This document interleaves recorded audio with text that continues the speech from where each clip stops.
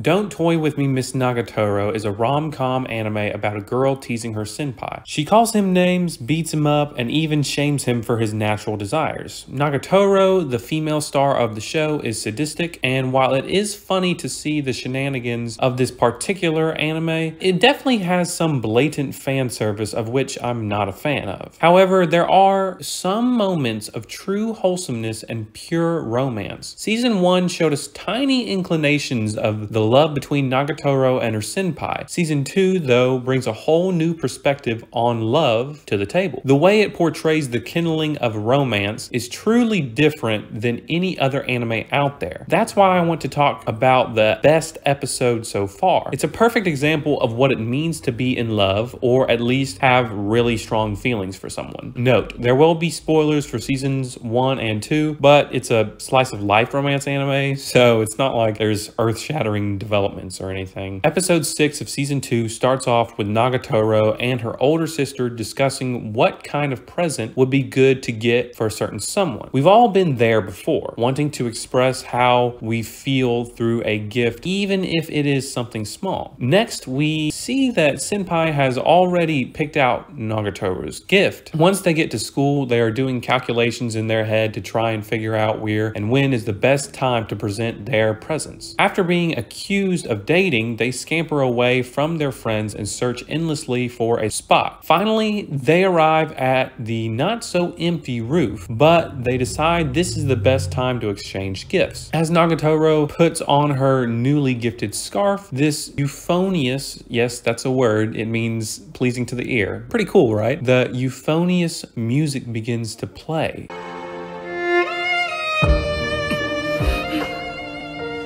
It's quite a beautiful scene, and I have to say that it whacked me upside the head because it came out of nowhere. This comedic, silly, goofy show has a tearful moment wedged into it, and I couldn't be happier. These two characters share such a special moment, and it reminds me of my own adolescence. I didn't know if that girl in school liked me, but we were good enough friends to give each other a present. I didn't know if this other girl would reciprocate the same feeling that I had. All I knew was that I had to do something. I had to create my own destiny. And yeah, just like you see in the show where senpai is afraid that Nagatoro will relentlessly tease him for giving her a gift, that is where I was afraid too. I was afraid of rejection. And come on, we all are. But if you never actually do what you want to do, if you never truly go for it, then you're left without your special moment. This episode, by the way, isn't over just yet. Nagatoro invites senpai out to the shrine, as is common in Japanese culture to visit a shrine on New Year's Day in order to be blessed by the gods. He reluctantly accepts, and when he shows up, he sees that she is in fact working part-time as a shrine maiden, helping out with the upkeep of the business of shrine visits. After a little waiting, Nagatoro gets off work and they enjoy the shrine together. Then she teases him as usual, but he actually stands firm and even catches her off guard. He ends up saying that he isn't going to wish to date Nagatoro. Rather, if he wants to date her, he will make it happen through his own hard work. That's pretty smooth, my guy. She ends up goading him into another barrage of verbal assaults, but you can tell that Nagatoro's hard exterior is definitely melting. It's wild how across the world people are having the same exact interactions. The creator of this series really does know how to bring out the reality in a fictional work of art. I was honestly shocked that senpai presented some backbone in this season. With rom-coms, you don't get a lot of linear character development, but I'm seeing more and more growth each episode. It's refreshing. Now I will say that this show has its fair share of problems, but this video isn't about them. What really sparks my interest is the fact that I really enjoy watching this show every Saturday. I sincerely look forward to its release. That's not something I thought would happen. I think this season has been especially dull for anime, so it makes sense that I tightly grasp whatever quality shows I can get on my hands this winter. But we're getting some absolute heavy hitters this spring, and you know that I'll be there to give you my thoughts. As for me, Don't Toy With Me, Miss Nagatoro has really impressed me this season. But that's it for now. Go ahead and smash that subscribe button because I will see you guys later. This is the Eagle-Eyed Samurai signing off.